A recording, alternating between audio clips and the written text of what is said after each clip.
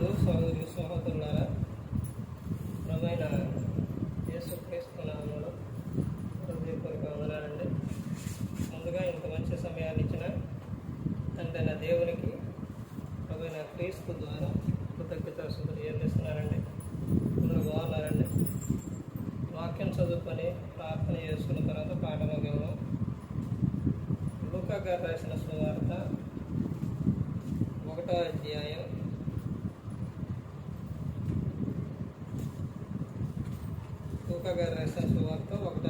39వ వచనం. ఆ దినముల యందు మరియ లేచి యూదా ప్రదేశంలోని కొండ సీమలనున్న ఒక ఊరికి త్వరగా వెళ్ళి జక్కరయ ఇంటిలో ప్రవేశించి ఎలిసబెత్తుకు వందనము చేసింది. ఎలిసబెత్తు మరియ యొక్క వందన వచనం వినగానే ఆమె గర్భంలో శిశువు గంతులు వేసింది. అంతటా ఎలిసబెత్తు పరిశుద్ధాత్మతో నిండుకునేదే బిగ్గరగా ఇట్లనెను, స్త్రీలలో నీవు ఆశీర్వదింపబడినారు, నీ గర్భఫలమును ఆశీర్వదింపబడింది. నా ప్రభువు తల్లి నా యొద్దకు వచ్చుట నాకెలాగో ప్రాప్తించెను. ఇదిగో నీ శుభవచనము నా చెవిని పడగానే నా గర్భంలో శిశువు ఆనందముతో గంతులు వేసెను. ప్రార్థన చేసు. పరలోకమందున్న మా తండ్రి, పరిశుద్ధ ప్రేమ గల తండ్రి, గొప్ప తండ్రి, యెహోవా తండ్రి, మీ ప్రియకుమారుడు యేసుక్రీస్తు ప్రభువారి ద్వారా కృతజ్ఞతాస్తుతులు చెల్లిస్తున్నాము నాయన. ఈ రాత్రి వేళ మా అందరితో మాట్లాడమని మా ప్రభు అయిన యేసుక్రీస్తు నామమున వేడుకుంటున్నాం తండ్రి. ఆమేన్. ప్రభు యేసుక్రీస్తు నామములో హృదయపూర్వక వందనాలండి. దేవుని కుమారుడు యేసుక్రీస్తు ప్రభువారి లోకానికి వచ్చిన తర్వాత పరలోక రాజ్యం సమీపిస్తుంది కనుక మారు మనసు పొందమని ప్రకటింప మొదలుపెట్టారు. అంశం మన ఆలోచనలే మన జీవితం. మన ఆలోచనలే మన జీవితం. రోజున మనిషిని హెచ్చరించే మాటలు, ఒక వ్యక్తిని గురించి ఇదిగో వాక్యంలోనైనా ఇదిగో ఇలా నువ్వు ఇలా ఉన్నావు, ఇలా ఉంటున్నావు, ఇలా అని చెబితే నచ్చదు మనిషికి. అది ఒక కుటుంబంలోనైనా నచ్చదు, బయట అయినా నచ్చదు, యూట్యూబ్లో పంపించే వారికి నచ్చదు. మరి ఇలా కావాల్సింది ఏంటి? కొంతమందికి కావాల్సింది ఏంటనంటే ఆశీర్వాదాలు. కొంతమందికి కావాల్సింది ఏంటంటే మమ్మల్ని అనకూడదు, మాకు నొప్పి తగలకూడదు. ఇలాంటి విషయాలు కొంతమంది కోరుకుంటారు. ఇక్కడ చూడండి, మీకు ఎక్కువగా విషయం ఏంటంటే ఎక్కువగా బైబిల్ గ్రంథంలో ఉన్నదే తీసుకువెళదాం. అది ఎవరి జీవితంలోనైనా కానీ, ఎవరిని ఉద్దేశించి కాదు, ఎవరి జీవితంలోనైనా కానీ, నాలోనైనా మీలోనైనా ఏదైనా ఉంటే దాన్ని సరి చేసుకుంటారని ప్రభు పేట మనవి చేస్తున్నాను. ఎవరిని ఉద్దేశించి కాదు. ఇక్కడ మనకు కొంతమంది వ్యక్తులు, కొంతమంది కొన్ని సందర్భాలు మనకి ఇక్కడ కనబడుతుంది. ఇక్కడ ఎవరి దగ్గరికి వెళ్ళారంటే మరియమ్మ గారు ఎలిసబెత్ దగ్గరకు వెళ్ళారు. వెళ్ళిన తర్వాత అక్కడ వాళ్ళిద్దరి మధ్య ఉన్న ఆలోచన, ఆ సంభాషణ మూడో వ్యక్తి మీద ప్రభావం అనేది చూపించింది. వీళ్ళిద్దరిలో ఉన్న ఆలోచన ఏమిటనంటే, మరియమ్మ గారిలో ఉన్న ఆలోచన ఏంటంటే నాకన్నా పెద్దావా, ఆమెకు నేను ఏం చెప్పాలి, గౌరవించాలి అని వందనాలు చెప్పింది. చెప్పంగానే ఏమైనా ఉన్న ఆలోచన ఏమిటి? ఎవరిలో ఉన్న ఆలోచన?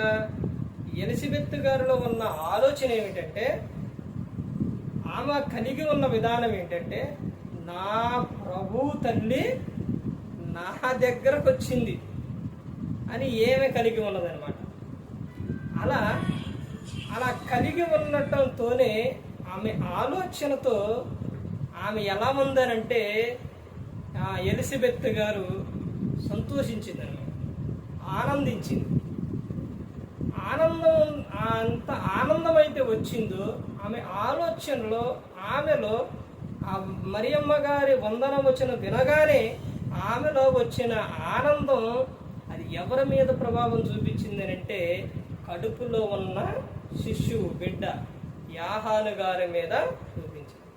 యాహాను గారు కడుపులో ఈ తల్లి ఎప్పుడైతే ఆమె ఆలోచన ఆమె ఎప్పుడైతే ఆనందకరంగా ఉందో ఆ కడుపులో ఉన్న శిశువు ఏం చేసిందంట, గంతులేసిందంట. చూడండి, గంతులేసిండు. ఎలిజబెత్ గారు ఎప్పుడైతే ఆనందంగా ఉందో మరియమ్మ గారి వందనాలు ఎప్పుడైతే చెప్పిందో, ఏమే తిరిగి వందనాలు చెప్పింది, అప్పుడు ఆ ఎలిజబెత్ గారు ఆనందించడం, ఆ కడుపులో ఉన్న శిశువు గంతులేసింది. ఆ ఆనందంతోని ఆలోచనతోని ఆమె చెప్తున్న విషయాలు అద్భుతమైన విషయాలు. ఇదిగో నువ్వు ఆ శ్రేణలో నువ్వు ఆశీర్వదింపబడింది. నీ గర్భఫలము ఏమని చెప్తున్నారు, నీ గర్భఫలమును ఆశీర్వదింపబడును. నా ప్రభు తల్లి నా యొద్దకు వచ్చున నాకు ఎలాగూ ప్రాప్తించును. ఇదిగో నీ శుభవచనము నా చెవిని పడగానే నా గర్భంలోని శిశువు ఆనందముతో గంతులు వేసెను. ఎప్పుడైతే నీ మాట నా చెవిని పడ్డదో నా గర్భంలో ఉన్న శిశువు గంతులు. ఒక స్త్రీకి కానీ ఒక పురుషుడికి కానీ ప్రతి ఒక్కరికి కూడా ఒక ఆనందకరమైన విషయం, సంతోషకరమైన విషయమే వారి చెవున పడాలి. ఎప్పుడు కూడా చెడు వార్త అనేది లేదా చెడు ఆలోచన అనేది వాళ్ళకి రాకూడదు. చెడు వార్త అనేది వాళ్ళకి అనేది తెలిసినప్పుడు గర్భంలో ఉన్న శిశువు బాధ, ఇక్కడ ఆమె మాట వినగానే ఏమి ఆనందించింది, తర్వాత గర్భంలో ఉన్న శిశువు కూడా ఆనందంగా గంతులేసింది. మనం ఎప్పుడైతే ఒక మంచి ఆలోచన మనం కలిగి ఉంటామో, ఎప్పుడైతే మనం మంచి తలంపులు కలిగి ఉంటామో మన దేహం కూడా ఆనందంగా ఉంటుంది. ఎప్పుడైతే మనం చెడు ఆలోచనతో కలిగి ఉంటామో, చెడు ఆలోచనలో కలిగి ఉన్నప్పుడు అది ప్రమాదానికి దారి తీస్తుంది. చెడు తలంపులు కలిగి ఎప్పుడైతే మోహపు ఆలోచనలో చూపులు ఇవన్నీ కలిగి ఉన్నప్పుడు అక్కడ ప్రమాదం అనేది జరుగుతుంది. ఎప్పుడు కూడా ప్రతి ఒక్కరు కూడా ఒక మంచి ఆలోచనలు కలిగి ఉండాలి. ఆశీర్వాదకరమైన మాటలే పలకాలి. తర్వాత ఇక్కడ ఏమని చెప్తున్నారు, ప్రభు ఆమెకు తెలియజేయించిన మాటలు సిద్ధించును గనుక నమ్మిన ఆమె ధన్యురాలనిను. ఇక్కడ వీళ్ళిద్దరి మధ్య సంభాషణ ఎంత బాగుందండి, చూశారంటే. అసలు వాళ్ళు వాళ్ళు మాట్లాడుకుంటున్న మాటలు చూశారంటే, ఎలిజబెత్ గారు మరియమ్మ గారు మాట్లాడుకుంటున్న మాటలు చూడండి ఎంత మంచిగా అనేది ఉన్నాయో. దేవుని మాటలో మాట్లాడుకుంటున్నాం. మన ఆలోచనను బట్టే మన జీవితం ఉంటుంది అని అంటే, మన ఆలోచనల బట్టే మన జీవితం అనేది ఉంటుంది. ఇక్కడ సందర్భం మనం చూసాము. తర్వాత ఇంకా మనం ముందుకెళ్తే కీర్తనల గ్రంథం 1వ అధ్యాయం 1వ వచనంలో, దుష్టులు ఆలోచన చొప్పున నడవక పాపుల మార్గమున నిలవక అపహాసులు కూర్చుండకూడదు అని చెప్తున్నారు. అంటే దుష్టుల ఆలోచన ప్రకారంగా ఉంటే నీ ఆలోచనలు, వాళ్ళు చెప్పే దుష్ట ఆలోచనల వలన నీలో ఉన్న మంచి ఆలోచనలు ఎగిరిపోతాయి. దుష్ట సాంగత్యం మంచి నడవడని చెబుతుంది. తర్వాత ఫిలిప్పీయులకు రాసిన పత్రిక 4వ అధ్యాయం 7వ వచనంలో యేసుక్రీస్తు ప్రభువారు మన హృదయములకును మన తలంపులకును ఆయన కావలిగా ఉండాలి. ఎందుకంటే మనకు మనిషికి వచ్చే ఆలోచనలు, చెడు ఆలోచనలు ఎక్కువగా వస్తాయి, తప్పుడు ఆలోచనలు ఎక్కువగా వస్తాయి, పనికిమాలిన ఆలోచనలు ఎక్కువగా వస్తుంటాయి. ఇలాంటి సందర్భాల్లోనే యేసుక్రీస్తు ప్రభువారు ఆయన మన ఆలోచనలకి మన తలంపులకి కావలిగా ఉన్నప్పుడు మన ఆలోచనలు మంచిగా ఉంటాయి అన్నమాట. మరియమ్మ గారు ఎలిజబెత్ గారి దగ్గరకు వెళితేనే ఆమె ఆనందంగా ఉంది. కడుపులో ఉన్న శిశువు గంతులు వేసిండు. మరి యేసుక్రీస్తు ప్రభువారే మన దగ్గరకు వస్తుండు. ఈ సృష్టికర్త కుమారుడు, సర్వాధికారం ఉన్న ఆయనే మన ఆలోచన, మన తలంపులకు కావలుగా ఉంటుండవు. మరి అలాంటి సందర్భంలో మనం ఏ విధంగా ఎంత ఆనందంగా సంతోషంగా ఉండాలి? మన ఆలోచన బట్టి మన జీవితం అనేది ఉంటుంది. కయ్యోను హేబేలు మీద అసూయ, కక్ష, ఇలాంటి ఆలోచనలు అనేది అతను కలిగి ఉన్నాడు కాబట్టి తమ్ముడు ప్రాణం తీసి అంతవరకు వెళ్ళిన ప్రాణం తీసేది. యోసేపు గారు ఆలోచన, మంచి ఆలోచన కలిగి ఉండో అన్నల మీద ఎటువంటి పగలు కానీ ఏమీ పెట్టుకోలేదు. మన ఆలోచన మనం ఆలోచించే దాన్ని బట్టే ఉంటుందండి. మనం ఏదైతే ఆలోచిస్తామో దాన్నే క్రియారూపకంగా తీసుకువెళ్తారు.